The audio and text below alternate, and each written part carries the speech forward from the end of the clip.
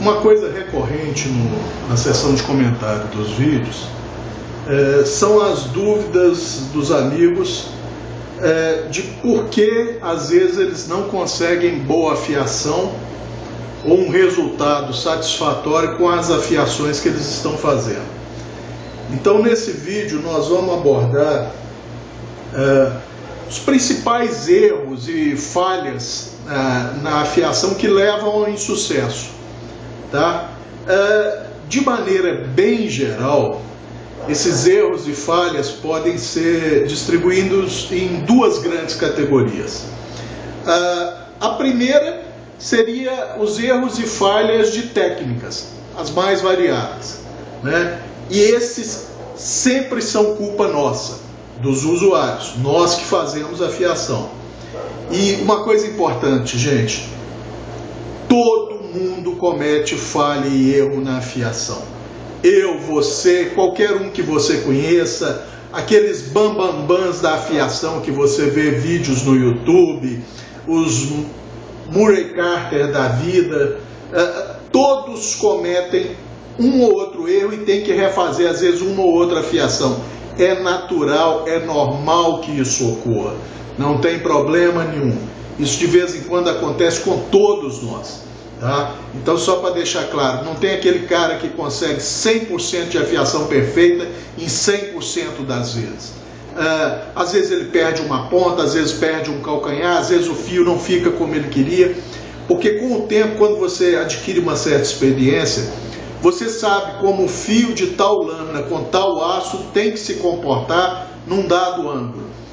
Você termina a afiação, o fio não está se comportando como deveria, você sabe que você cometeu uma falha em algum ponto da afiação. Então, normalmente, você tem que dar um passo para trás, ou às vezes dois, e refazer a partir dali a afiação, né? Então, vamos lá. E o segundo grupo, né, eu falei o primeiro, que são os erros e falhas de técnica, e esses sempre são culpa nossa, né? E tem um segundo grande grupo também, que são os erros e falhas de materiais, e esses nós não temos culpa desses erros, né? Mas como eu vou comentar mais para frente, quando eu for falar sobre eles, alguns deles tem como a gente contornar ou dar um migué, vamos dizer assim. A afiação vai ficar perfeita? Não vai, mas é aceitável, tá? Então vamos lá. De longe, gente, o principal erro na afiação que leva ao insucesso do resultado final, que é um bom fio, é o erro de ângulo, né? É não conseguir consistência nos ângulos utilizados, sejam eles quais forem. E nesse caso, normalmente os amigos vão ter dois grandes aliados para resolver esse problema. Uma caneta marcadora de CD, né? E uma lupinha de 20 vezes. Quando eu comprei essa lupinha aqui, ela custava acho que R$10, eu comprei duas.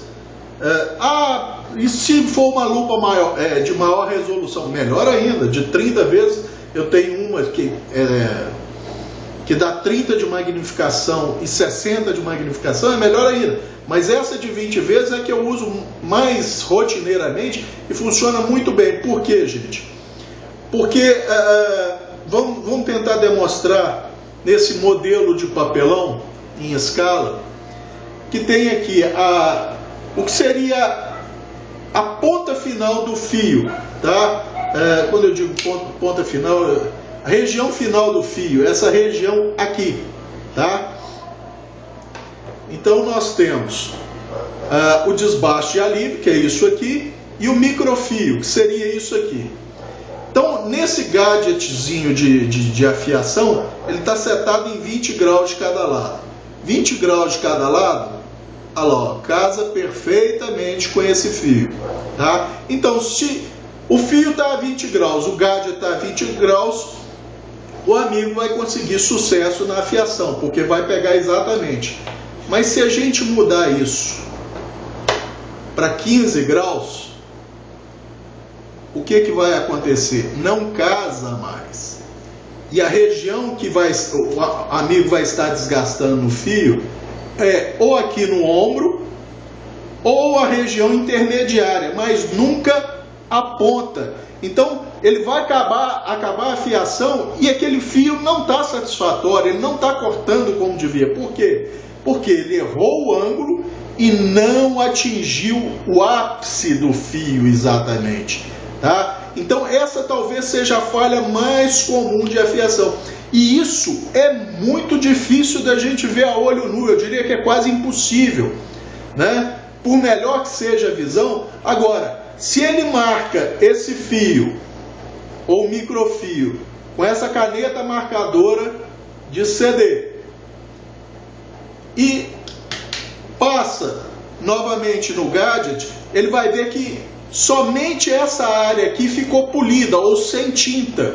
Aí o amigo vai saber que não está atingindo o ápice. E nessa hora a lupinha de 20 vezes é de extrema ajuda, tá? Então, de longe, esse é o principal erro cometido na afiação: não casar os ângulos. Cabral, mas se eu uso sempre o gadget, eu vou estar sempre casando o ângulo, não vou? Olha, depois que você usa uma vez, sim, tá? A não ser que ocorram uns outros fenômenos que nós vamos falar aí para frente. Mas, por exemplo, esse gadget aqui foi feito manualmente, tá? Normalmente, com os produtos industriais, comerciais, não ocorre isso. Mas vamos supor que tivesse uma diferença de 1 grau para um lado para o outro. Por exemplo, aqui em vez de 15 tivesse com 16 e aqui com 14. Se eu usar o gadget sempre nessa posição para fazer meu microfio, tudo bem, não vai dar erro. Se eu virar o gadget e tentar usar, eu vou ter erro. Eu vou ter um lado do fio pegando mais, por exemplo, o que estava com 14 agora vai pegar em 16, então ele vai pegar só na bordinha aqui, e o que estava com 16 e agora está com 14 aqui, vai pegar aqui na lateral. E aí quando você vai testar o fio não está bom. Por quê? Porque você está desgastando realmente o ápice só de um lado e o outro não. Normalmente você vai ter uma rebarba virada ali, um fio meio arredondado. É um fator de insucesso em afiação. Então, gente, desculpem, de longe, o erro em casar os ângulos, sejam eles quais forem, e aí independe se você usa gadget ou não, pode ser afiação manual. Na afiação manual isso ocorre ainda mais facilmente, tá? Então, esse é talvez o principal erro que leva a um insucesso na afiação: não casar o ângulo. Existe também um outro erro muito comum, que às vezes os amigos têm uma lâmina com esse tipo de geometria na região do fio, uma curva constante, tá? E aí o que acontece? Esses amigos vão fazer a afiação manual, né? E passam a lâmina reta na pedra, né? Reta que eu digo, não é na horizontal ou sem o ângulo correto, é sem acompanhar a curvatura natural da barriga do fio. Ou seja, quando você tiver um fio assim, você tem que girar o pulso um pouco para acompanhar essa geometria, porque senão você acaba aplanando a região central do fio e mudando o ângulo, porque isso normalmente muda o ângulo e futuramente sua lâmina vai ficar embarrigada. Isso também é uma falha de afiação, porque ela nunca fica perfeita. Ao passo que quando você acompanha a geometria do fio, né, essa barriga que algumas lâminas têm, se não várias lâminas têm, pode levar a um insucesso. Então é outro motivo de insucesso, tá? A mesma coisa, gente, usando um gadget. Eu canso de ver vídeo no YouTube, o sujeito passando a lâmina sem movimentar nada, passando reta. Como a superfície de contato com a haste, por exemplo, é muito pequena, poderia ser essa haste cilíndrica, as hastes do Sharpmaker, não importa. No Sharpmaker já faz uma certa diferença, porque quando você usa o lado flat ou plano da haste, a área de contato é um pouco maior, mas ainda assim não é tão grande quanto numa pedra. Quando você passa a lâmina simplesmente só descendo a lâmina, você está, na verdade, passando ela reta, você não está acompanhando a geometria do fio. O ideal é que se fizesse esse movimento, ó. Sempre procurando acompanhar a geometria do fio. Isso garante um fio mais uniforme e mais bem feito. Mas essa falha aqui, normalmente ela é menos perceptível, justamente porque a área de contato é muito pequena e dá uma certa compensada, né? A longuíssimo prazo faria diferença, mas a quantidade de metal que esse tipo de gadget retira, ou esse tipo de material cerâmico que é em haste, é muito pouco, então isso é pouco perceptível. Mas se os amigos puderem fazer a afiação acompanhando a geometria da barriga do fio, é o ideal, tá? Então esse é o segundo erro e sempre tem a ver com o ângulo. E quem é que vai nos auxiliar? A caneta marcadora de CD e a lupa. Você marca o fio, passa e vê onde removeu a tinta. Se está no ápice exato, está perfeito, tá? Então esse é o segundo erro. Perdão, o primeiro erro é o ângulo e o segundo, acompanhar a geometria. O terceiro erro, gente, é outro erro muito comum que se comete. Erro na pressão. Tem gente... quando eu digo para colocar pouca pressão na pedra, eu tenho que esclarecer isso um pouco mais. Algumas pedras são desenhadas, são pensadas, são produzidas para cortar melhor de uma forma ou de outra. Como regra bem geral, tá? Vamos deixar isso claro, como regra bem geral, pedras como essa da Carborundo, que tem um bonde, vamos dizer, de fraco para médio no máximo, ou seja, ela libera a partícula abrasiva com certa facilidade. Nesse tipo de pedra, gente, o ideal é que se use menos pressão, menos força, porque senão você vai estar abradindo exageradamente a pedra sem muito ganho de eficiência na lâmina, tá? E olha que a pedra Carborundo dupla face é extremamente eficiente. Ah, Cabral, mas a minha pedra Carborundo não libera o abrasivo tão facilmente. Eu sei, pode ocorrer isso. Isso é uma variabilidade que ocorre, às vezes, quando da sinterização, porque eu não acredito que eles errem na quantidade de bonde colocado. Então isso eu acho que tem mais a ver com a sinterização. Uma temperatura um pouco mais alta numa região do corpo de Carborundo, ou uma pressão um pouco maior, pode levar a uma sinterização maior e uma vitrificação um pouco maior. Então é mais difícil de liberar essa partícula abrasiva. Então pedras como a Shapton Glass, as India Stones americanas, que são óxido de alumínio, que tem um bonde extremamente forte, essas pedras sim, você pode colocar um pouco mais de pressão para elas terem eficiência de corte. Mas pedras como essa Carborundo, a King 1000, 1200, todas as Kings que liberarem abrasivo facilmente, elas cortam melhor com menos pressão, tá? Outra coisa que é importante eu lembrar, às vezes o amigo faz uma pressão numa pedra de bancada e que está correta, né? Mas aí ele vai usar um gadget desse e eu canso de ver vídeo, o sujeito batendo a lâmina na haste e botando a força. Não, mas é a mesma força que eu coloco na pedra de bancada. Aí é que tá, gente. A força pode ser a mesma, mas a pressão, quando você tem uma superfície de contato menor, é imensamente maior.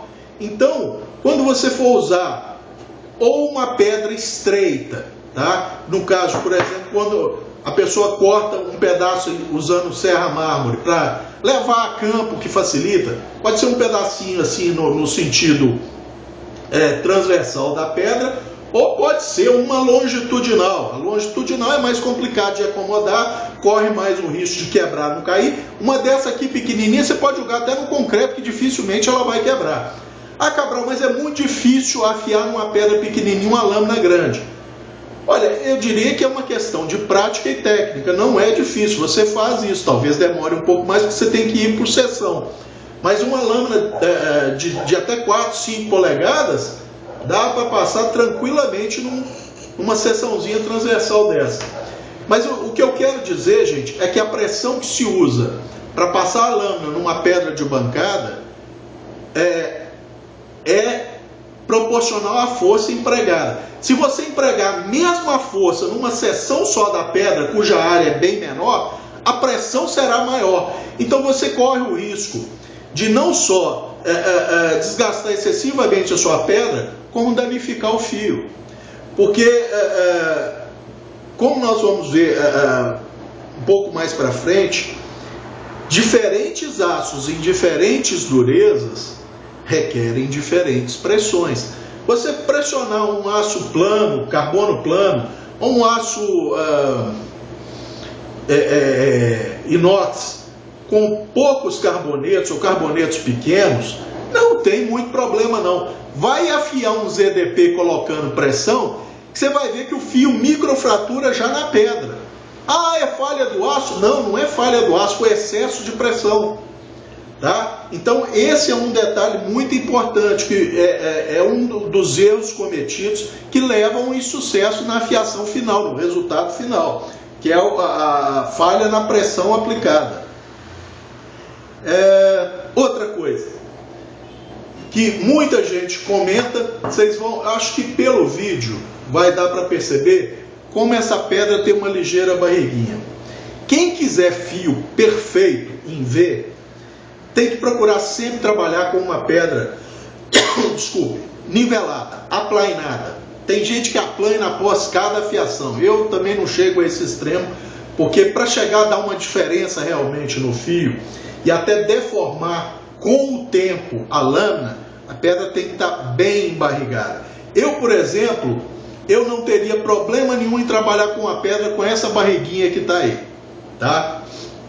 E outra coisa, gente, nem sempre uma pedra embarrigada é ruim, tá? Por que que eu digo isso?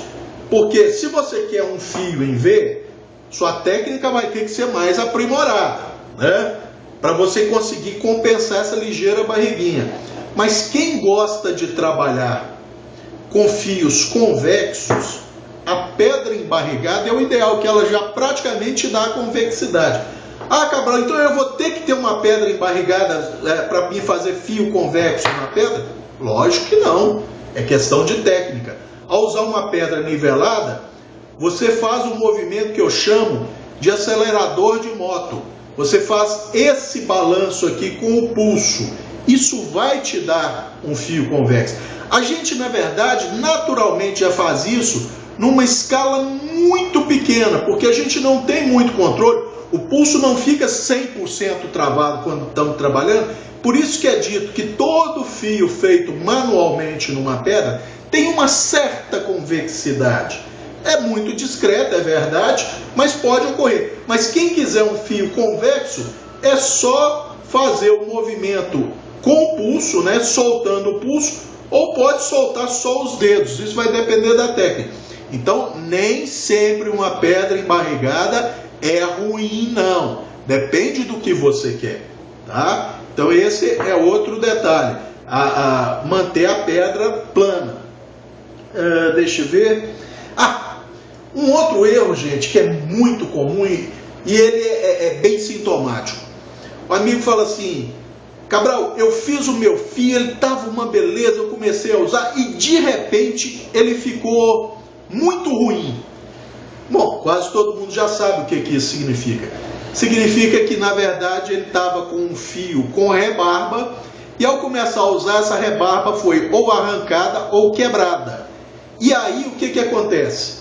Vamos usar aqui um exemplo aqui.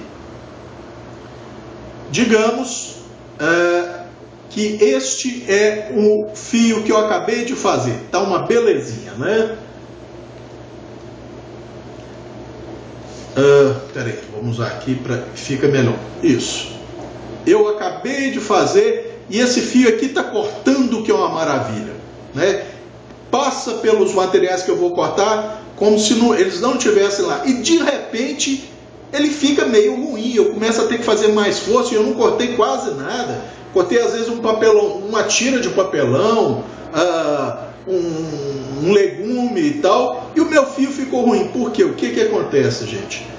Normalmente, o fio seria para ser apenas essa região marcada em preto. O que está em excesso aqui é a rebarba, é o metal laminado que foi puxado para frente. Isso é extremamente frágil. Então, em alguns aços ela é mais tenaz, ou seja, ela é mais resistente. Normalmente em aços de baixo carbono, a rebarba é mais resistente. Por exemplo, o 420 de baixo carbono, que o aço 420 ele tem carbono entre 0,15% e 0,36%. Quanto menor a quantidade de carbono no aço, mais tenaz é essa rebarba, mais difícil é de tirar. Mas às vezes no uso ela acaba sendo ou arrancada ou quebrada. E aí essa pontinha que está extremamente aguda, de repente vira isso aqui.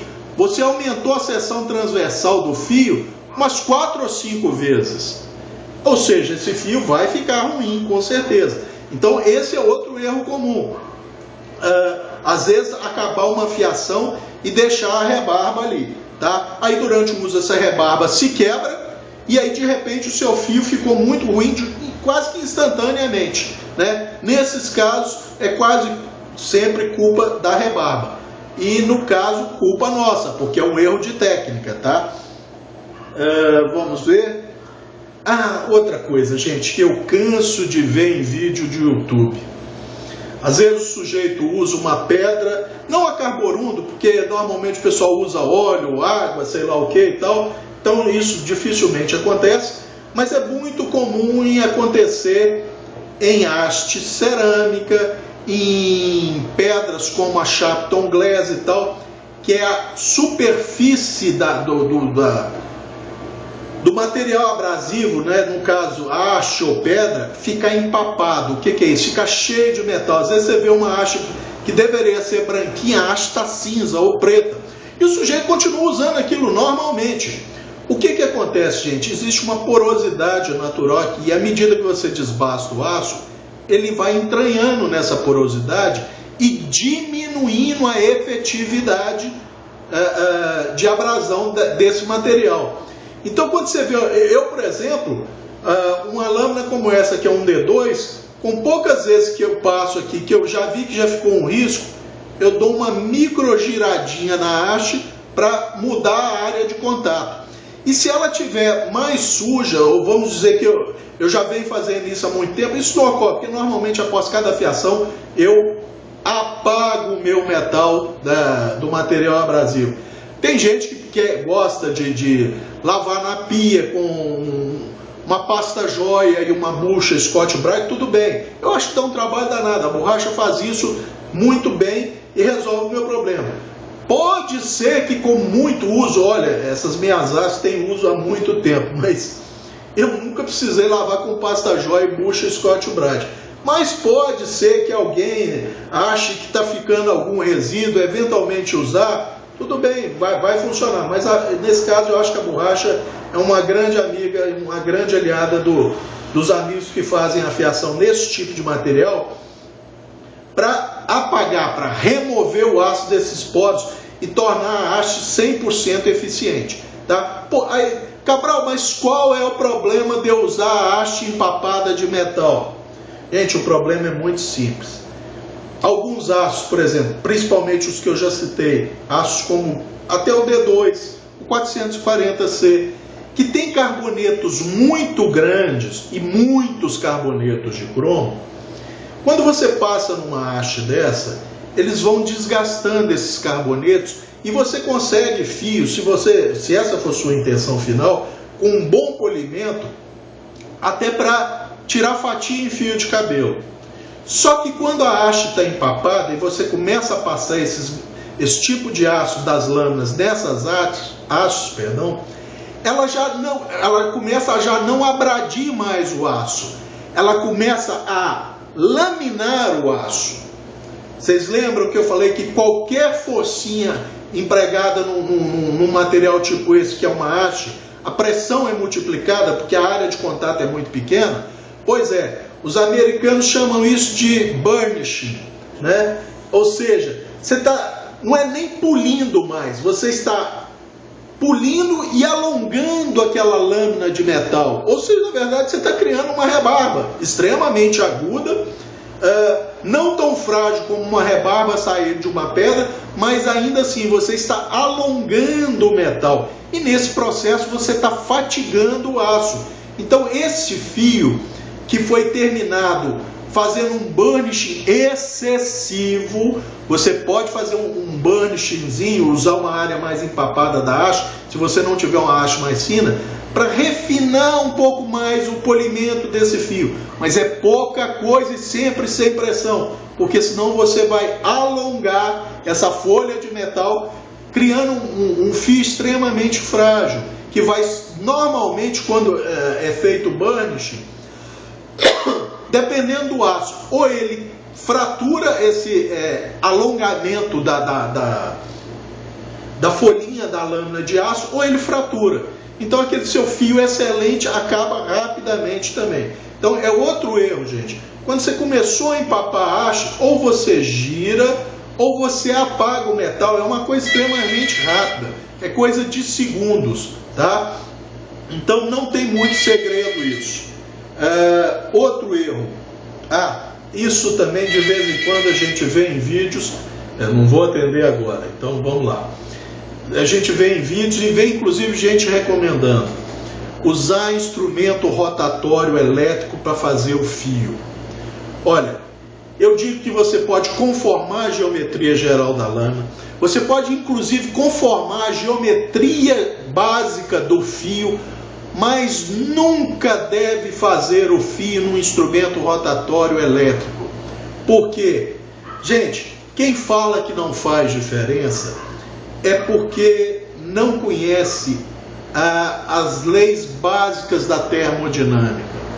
A termodinâmica nos diz que o calor ele se acumula muito mais e muito mais rapidamente quanto mais estreita, ou seja, quanto mais fina for a seção transversal do corpo ao qual você está aplicando calor. Aí o pessoal fala, Cabral, mas quando eu uso o rebolo ou a lixadeira para fazer o fio, eu estou com os dedos na lâmina e eu sinto a temperatura, a lâmina não aquece. Muito bem, ela pode não aquecer aqui, que tem 2, 3 milímetros de espessura, o que significa dizer que tem 2.000, 3.000 microns de espessura. Mas o que está ocorrendo aqui na borda extrema, que nos últimos, digamos, 10 ou 15 microns de extensão, deve ter aí entre 7 e 10 microns de espessura. E na borda extrema, então, que é 1 micron, os fios bons, mas não excelentes. Quanto de temperatura você acha que está tendo ali? Alguns casos o pessoal fala assim, não, na hora que eu sinto a lâmina morna, eu tiro e molho na água. Gente, se a lâmina ficou morna aqui, que temperatura ela atingiu aqui na borda extrema? Né? E outra coisa, para fazer isso, quando você fica fazendo, aqui no Brasil a gente chama de têmpera, os americanos chamam de quenching, que é você paralisar o processo térmico ali, o tratamento térmico. Quando você mergulha na água para resfriar, aqui que estava superaquecido, você paralisou o processo térmico ali. E normalmente isso fatiga o aço, tá? Pior ainda, algumas pessoas estão usando instrumento elétrico e às vezes é uma marquinha amarronzada, uma marquinha arroxeada aqui, azulada aqui. Mas não, isso ali é oxidação superficial. Realmente, é oxidação superficial, porque a temperatura onde você consegue enxergar, se ficou uma marquinha azulada, a temperatura chegou, sabe a quantos? Em torno de 530 a 560 graus. Porque esse tom de oxidação, é lógico, isso varia um pouquinho de tipo de aço para tipo de aço, mas como regra geral, quando você chega a ver um azulado no aço, é porque a temperatura chegou ali na casa dos 530 graus ou um pouco acima. Se ficou púrpura, foi em torno de 430, 450 graus. Tá? A isso, na parte que você consegue ver, que normalmente é uma parte mais espessa, tá? 1 milímetro, 2 milímetros a partir da borda extrema do fio. Isso significa dizer 100 microns, 200 microns. Quanto que essa temperatura não chegou na borda extrema do fio, então? Porque nós sabemos que na termodinâmica, quanto menos espesso a seção transversal de um corpo, mais rápido e mais ela acumula calor. Então, se a 100 microns, que é onde você está conseguindo enxergar, chegou a 500 graus, quanto que não chegou a 1 micron ali? Tá? Então, isso é importante, gente. Nada te impede de fazer a conformação do fio no instrumento elétrico. O que é a conformação do fio? Você dá a orientação daquele formato de fio que você quer, mas nunca deixe chegar na borda extrema. Pare bem antes e termine numa pedra, numa haste, em qualquer coisa manual.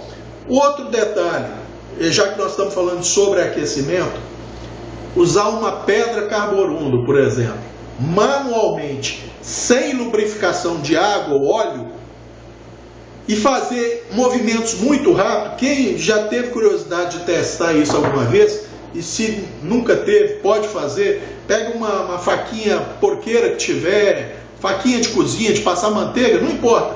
Pega uma pedra carborundo, usa o lado mais grosso da pedra, pega a faquinha, a pedra a seco, e vai passando rapidamente, e depois toca na faca com os dedos.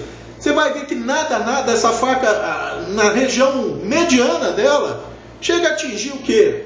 40, 50 graus. Só dessa fricção você fala assim, ah, Cabral, peraí, você está exagerando. Você acha que é exagero? Faça o teste em casa.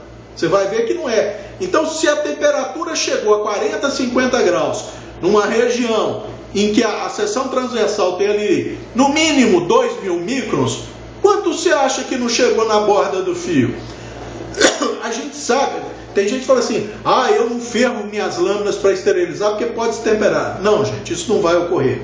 A temperatura mínima necessária para você começar a causar modificação no aço são 150 graus. Tá? Tanto é que essa é a temperatura mínima que aqui no Brasil a gente chama de revenimento, nos Estados Unidos eles chamam de tempering, né, que é a têmpera real, porque aí quando você fala têmpera, você está ajustando o aço, você está relaxando o aço, você está temperando o aço, né? Mas aqui no Brasil a gente usa o termo revenimento. Então a temperatura mínima considerada, é lógico, existe o fator tempo, tá? Mas para baixo de 150 graus, para você causar uma modificação no aço, você precisa de muito tempo, mas muito tempo. Você gastaria um bujão de gás fervendo a sua lâmina e talvez ainda assim não provocasse problema nenhum nela. Então, gente, se aqui chegou a 40, 50 graus, a quanto pode ter chegado ali no meu fio ali, extremo ali, na borda extrema dele, com 3, 4 microns? 200 graus? 300 graus? Não sei. Agora, para que você vai arriscar destemperar usando a pedra seca ou sem lubrificação? Ou fazendo movimentos muito rápidos? Então, eu não estou dizendo que você não pode usar a pedra seca. Pode, desde que não faça movimentos excessivamente fortes, ou seja, aumentando a pressão, com isso o atrito, e nem rápido demais. Você pode tranquilamente usar a pedra em movimentos cadenciados. Não precisa ser para apressar, tá? Ou você pode apressar quando estiver lidando com um desbaste cá em cima. À medida que for chegando próximo ao fio, diminua a velocidade e a pressão e a força para não haver um atrito excessivo e um sobreaquecimento na região extrema do fio, tá? Então esse é outro erro comumente cometido. Deixa eu ver o que mais. Eu acho que erros de técnica são basicamente esses, tá? São os mais comuns, pelo menos relatados pelos amigos.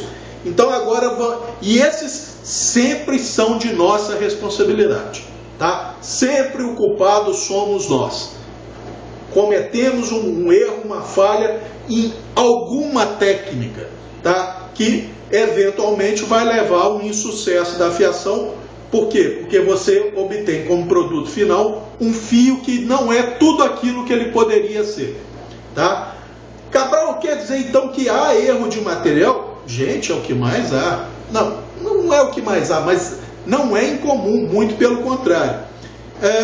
Então, quando nós estamos falando de lâminas, qual o principal erro e falha de material?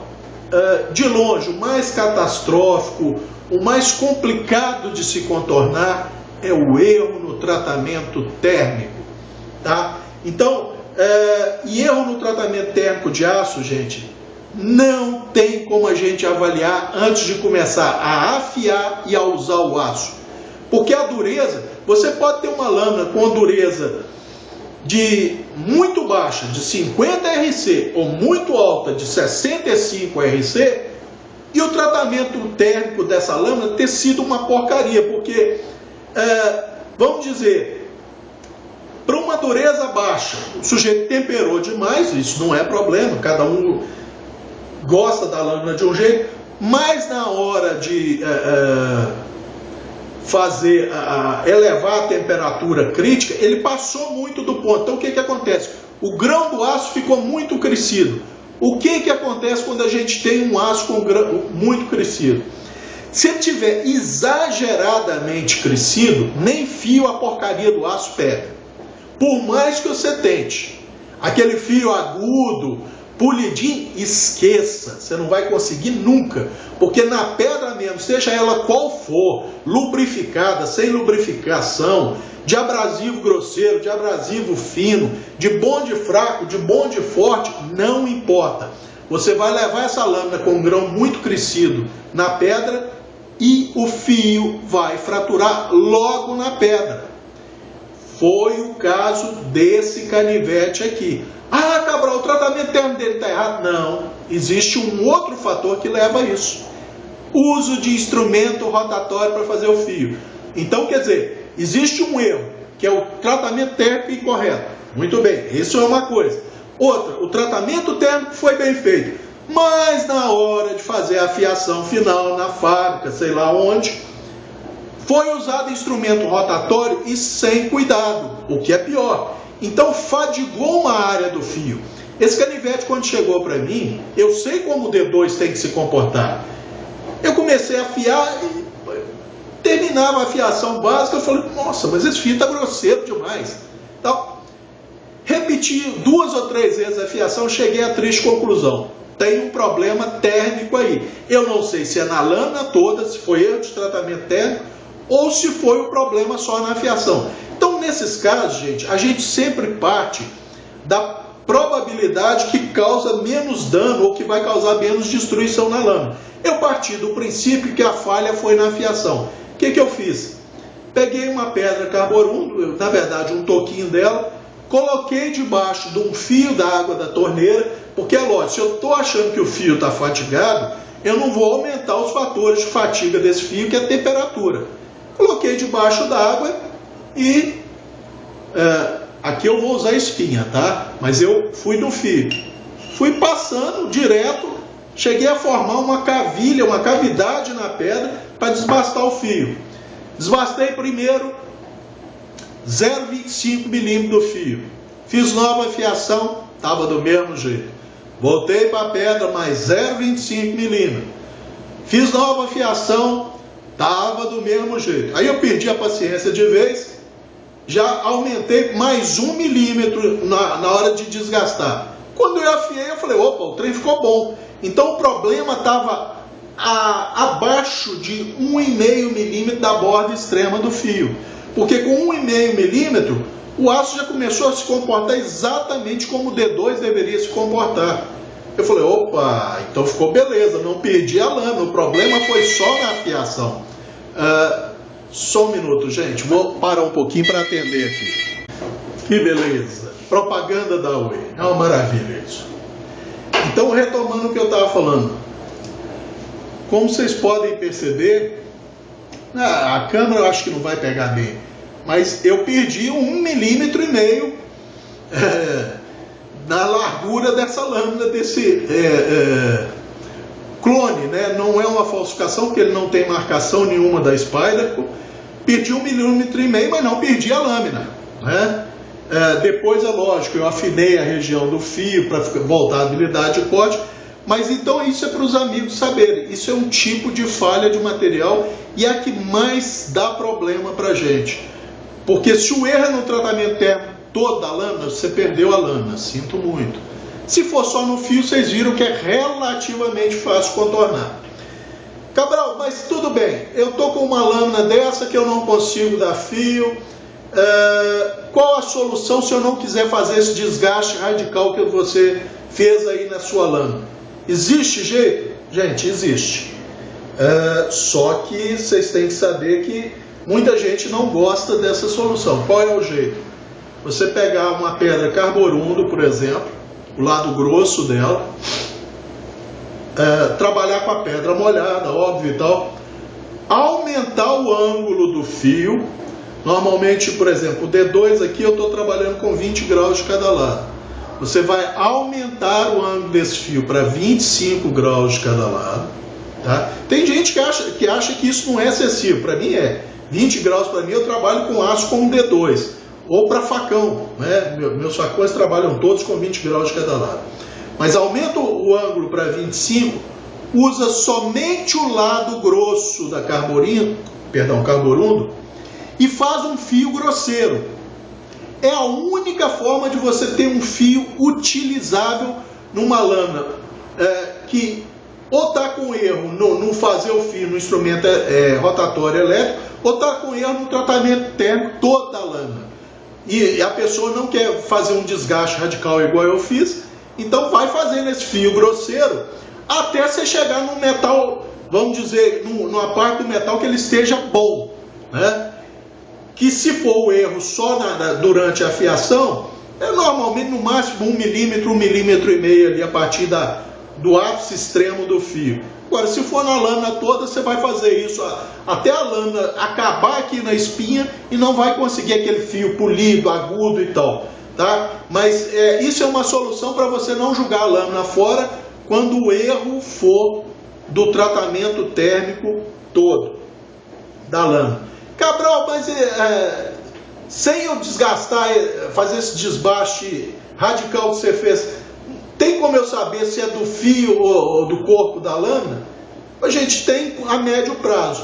À medida que você vai fazendo afiações e desbastando o aço aqui, se a qualidade do fio for mostrando pequenas melhoras, significa que o problema está só na região do fio e não no corpo da lâmina. Porque à medida que você vai se livrando do aço que está mais fatigado na borda extrema, que é como nós falamos, a termodinâmica, isso é física, tá? Isso não tem como o sujeito querer argumentar o contrário. Contra a física não dá para argumentar, tá? Então, se à medida que você vai afiando ao longo das afiações, que pode levar 1 mês, 2 meses, 1 ano, 10 anos, não sei qual a frequência, mas à medida que você vai afiando e vai se livrando do aço fatigado, o seu fio vai gradualmente melhorando. Aí você fala assim, opa, bom sinal, significa que a falha não está no tratamento térmico da lâmina, a falha ocorreu na afiação. Isso é uma boa coisa, tá? Então, gente, esse é um detalhe de falha de material, tá? É no tratamento térmico. O que mais nós podemos falar? Outro erro, assimetria de grind, tá? Às vezes, no Japão, por exemplo, muitas lâminas trabalham com assimetria de grind geral. Um lado é flat, o outro é o lado que sofre o desbaste. Normalmente são as chamadas chisel blades, né, ou lâminas em cinzel. Pode ter assimetria de fio só, intencional, como várias facas no Japão. Às vezes, por exemplo, trabalha com 18 graus de um lado e 14 do outro, ou 16 de um lado e 13 ou 12 do outro. Isso é intencional, mas existe, por exemplo, casos como um ganso que eu comprei, que é o... eu não lembro o número dele, mas é a cópia da Benchmade Rift, tá? Que ela vinha com um desbaste no saber dela de 6 graus de um lado e 4 do outro. A intenção não é essa, a intenção é que o desbaste fosse simétrico, mas ele veio com esse erro. Eu tive que corrigir esse erro na afiação, fazendo um desbaste de alívio cuidadoso para deixar a seção extrema aqui da lâmina com a mesma geometria. Porque senão o que acontece? Eu vou retocar o fio e vamos supor que o fio lá esteja com 15 graus de um lado, né? Do outro vai estar 12. Se eu for usar um gadget desse, só vai pegar um lado do fio no gadget e o outro vai pegar onde? Vai pegar na lateral. E aí o que acontece? Exatamente, aquele fio fica meia boca. Porque, desculpa, ou ele fica rolado para um lado, ou um lado fica meio grosseiro. Então não tem como. Então isso é uma falha. E é difícil de perceber essa falha, porque a diferença de 1 grau só no grind é difícil você ver no olho. Você vai perceber normalmente na hora da afiação, tá? Mas dá essa diferença. E isso é uma falha de material. Uma outra falha de material, gente. Por exemplo, no caso que eu citei da Carboruno. A média das Carborunos, a grande maioria delas, tem um bonde, como eu falei, de médio a fraco, né? O que a torna muito eficiente. Mas eu mesmo, por exemplo, eu tenho uma Carboruno dupla face que tem um bonde extremamente forte. Ela quase não faz aquela laminha. É um erro de material, uma falha de material. Porque a pedra Carborundo, para ser eficiente, ela pressupõe uma liberação, vamos dizer, programada do abrasivo. Se ela retém esse abrasivo, significa que a superfície de corte daquela partícula abrasiva foi desgastada e ela perde eficiência, né? Aí você fala assim, Cabral, você poderia usar a borracha? Não faz diferença, gente. Porque a pedra está perdendo a eficiência, não é por empapamento de aço. Não é porque ela está ficando empapada de aço ou de resto dela mesmo. Ela está perdendo a eficiência porque o abrasivo que está exposto aqui na superfície desgastou, arredondou. Ah, Cabral, e aí como é que você faz? O que eu faço? Eu normalmente só uso essa pedra para parear outras pedras minhas, quer sejam Carborundo, quer seja a King 1200 que eu tenho, né? E também, agora tem um detalhe, normalmente essas pedras com bonde muito forte, as pedras cerâmicas, tipo da Spyderco, a Shepton Glass e outras pedras que têm um bonde muito forte, são muito boas para fazer um microfio final. Por exemplo, uma pedra como a King, que desfaz facilmente, ela é excelente para desgastar rapidamente aço. Porque você tem sempre uma partícula abrasiva 0 km ali, passando no seu aço, e ela logo é descartada. Para fazer o fio final, o ideal é que você dê uma passada, limpe a laminha, dê outra passada, limpe a laminha. Por quê? Senão aquela laminha que fica na pedra, ao você levar normalmente a lâmina para passar, para agudizar ainda mais o fio, a borda extrema do fio vai batendo nas partículas daquela lama. Então ela não fica tão afiada. Por isso uma pedra com bonde mais forte é o ideal para você fazer o fio final, o microfio, no caso da técnica que eu uso, tá? Então é uma falha de material, mas você, com a sua técnica, você contorna o problema. Ela pode não ser tão eficiente para desgastar rapidamente aço, mas é uma pedra eficiente para fazer o fio final e para parear outras pedras, tá? Então isso é um tipo de falha de um material. Que mais? Gadget. Gadget é danado para... Normalmente os industriais, gente, são bem feitos. Mas quando a gente faz em casa um desses, você acha que está com 15 graus de um lado e do outro? Esse aqui, para sorte minha, eu tive um pouco mais de cuidado, ele está. Mas pode acontecer de estar com 16 de um lado, 15 do outro.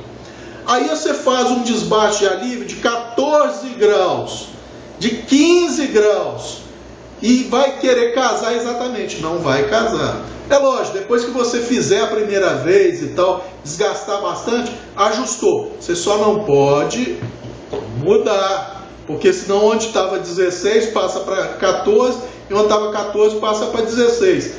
E a sua lâmina já está setada para ter 14 de cá e 16 de cá. Se você inverte, vai ter insucesso. Mas isso em gadget industrial é pouco comum. O que é comum em alguns gadgets de baixa qualidade é vir anunciar: o ângulo dele é de 20 graus. Aconteceu com um Rapala meu, por exemplo. Ele não tinha 20 graus, ele tinha 22 graus e meio de cada lado. Era 22,5 em cada lado, mas não era 20 como vinha anunciado. Então, quer dizer, eu pegava uma lâmina minha que tem 20 graus de cada lado, tentava passar no gadget, e onde é que estava passando na verdade? Apenas a lateral do microfio. A borda extrema não estava sendo atingida. Ah, Cabral, mas se depois de muito tempo eu conseguir naquele gadget fazer o fio aí em 22 graus e meio, aí você resolveu o problema. Porque toda vez que você for passar a lâmina ali de novo, a sua lâmina já vai estar em 22,5. Não vai casar certinho, tudo bem, tá? Então esse é um detalhe. Isso é falha de material também. Tem, e como vocês estão vendo, tem como você contornar. É você insistir bastante até conformar a sua lâmina em 22,5 em vez dos 20 que estava, e daí para frente usar só aquele gadget. Outro erro, gente, de material que é relativamente comum, e muita gente relata isso, principalmente nas pedras da Spyder: imperfeição na superfície, tá? O que ocorre? Tem bumps, tem depressões da superfície, não está aquela superfície plana, certinha, bonitinha. Então, o que normalmente se recomenda? Dressar a pedra, ou aplainar a pedra, ou retificar a pedra. Tá? Aí tem muita gente que acha assim: Cabral, a minha carborundo veio com uma impressão em baixo relevo de um índio, ou escrito carborundo. Isso dá problema na afiação? Na maioria das vezes, não. Porém, se você deu o azar de aquela imperfeição ter tido um grãozinho para cima em vez só do baixo relevo, às vezes na hora de fazer o baixo relevo, houve uma falha qualquer e ela empurrou um pouco de material para cima, criou um bump. Quando você for passar o fio ali, ele vai bater naquilo, vai danar. A sorte é que aquilo rapidamente se desfaz, resolve o seu problema. Mas não custa nada. Você tem uma pedra antiga, comprou uma nova, dá uma esfregada uma na outra, só para garantir que não tem nada sobressaindo dali do resto. Ah, Cabral, mas e se a minha pedra nova tem uma ligeira depressão no meio e as bordas estão mais altas? Você consegue perceber isso a olho nu? Não consigo, mas se eu marcar com um lápis, né, fazendo um quadriculado na pedra, esfregando na outra, ou botando uma lixa em cima de uma mesa plana, esfregando a pedra, eu vou ver que ela está desbastando só as bordas.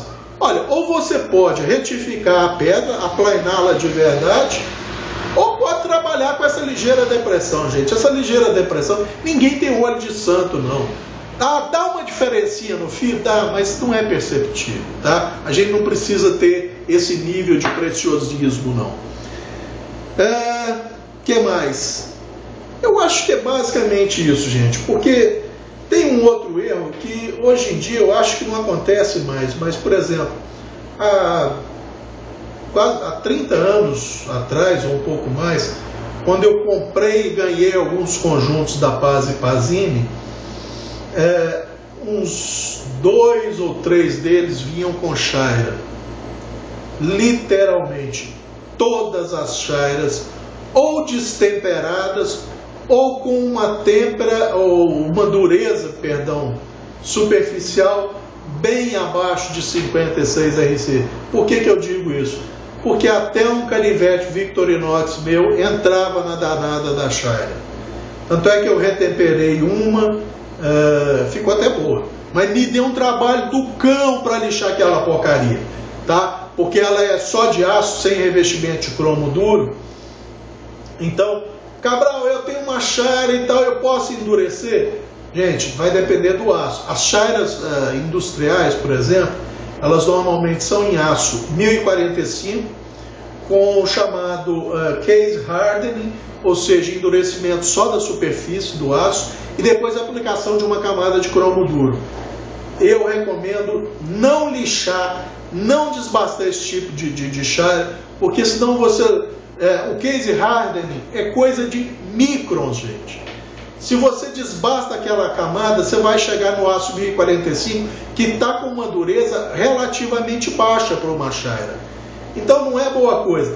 Essas da Paz e Pazini, eu não vou dizer nem que era um aço de alto teor de carbono. Podia ser um 1050 ou 1045. O que eu fiz? Eu fiz novamente o forjamento dessa chara, elevei a temperatura crítica e fiz o quenching em água, com sal. Como era uma haste cilíndrica, a chance daquilo trincar existia, mas era baixa. Então, o que eu fiz? Após fazer esse quenching, que aqui a gente chama de têmpera, eu não reveni, eu não baixei a dureza dela. Então, pelos testes que eu fiz, ela deve estar com uma dureza de 61 RC. Para a maioria das facas de cozinha nacionais, as Tramontina, Mundial, Starrett, da Vida e outras marcas, que normalmente estão abaixo de 60, na verdade abaixo de 59 RC, não tem muito problema. Para as facas da Paz e Pazina, então, que apesar de muito bonitas, né, e um aço muito bom, mas eles as produziam, não sei se produzem hoje em dia, uma dureza baixa. A dureza média delas é de 52. Ah, Cabral, mas tem faca da linha Tramontina que tem dureza até de 50. Sim, eu sei. E eu usei essas facas durante décadas, tá, gente? Só que tinha que usar chaira, porque o fio rolava e tal.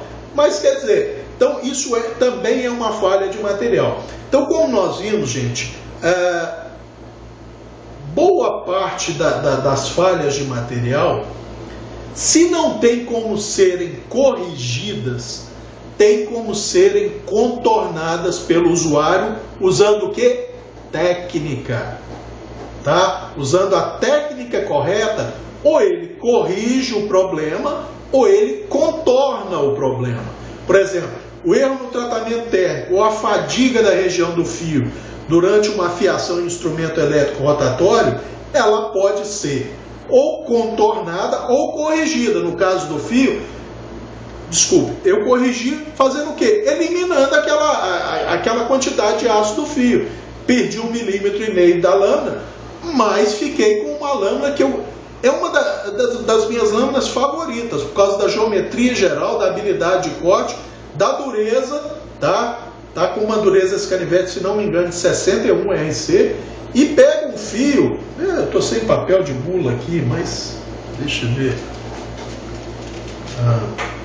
papel fino, não é papel de bula, mas, tá? Mesmo não sendo papel de bula, que é o ideal para se testar, esse é o fio desse canivete. Eu praticamente não tenho cabelo mais no braço, mas aí, ó, ele está no que os americanos chamam de tree top. Ou seja, você vai passando no cabelo, ó, ele pega no cabelo sem você precisar tocar na pele, tá? Então, é uma lâmina excelente, mas que veio com uma falha, que eu corrigi. No caso, eu corrigi porque eu eliminei toda a área fatigada do fio. Eu poderia só contornar. Contornar como? Aumentando o ângulo do fio e fazendo um fio grosseiro.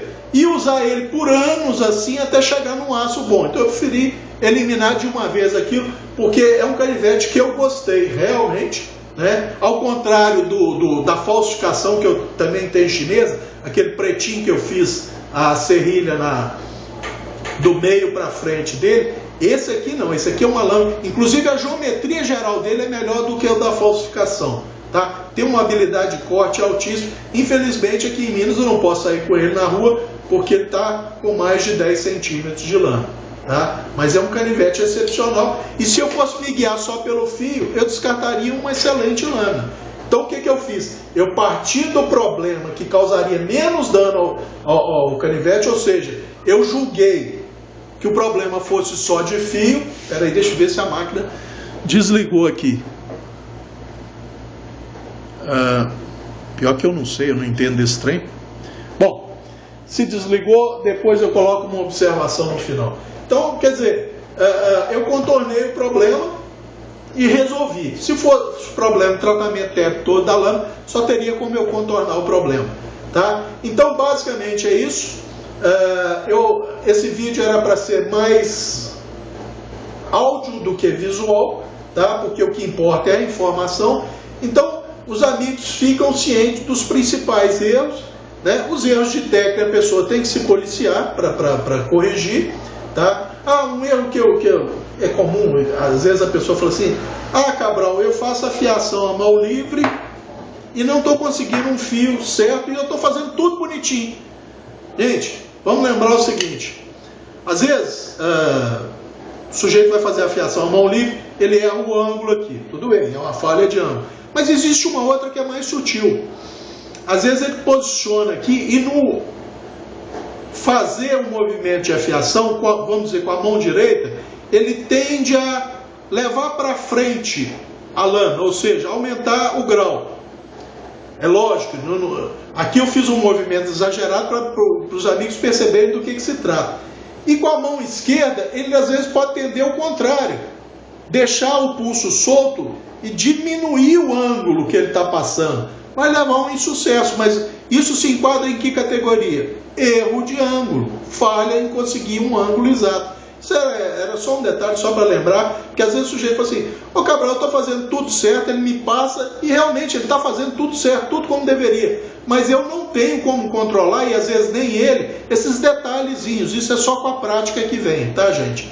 Então, era isso, eu espero ter esclarecido. Qualquer dúvida é só postarem na região dos comentários, e eu procuro sempre responder o mais rápido que eu posso.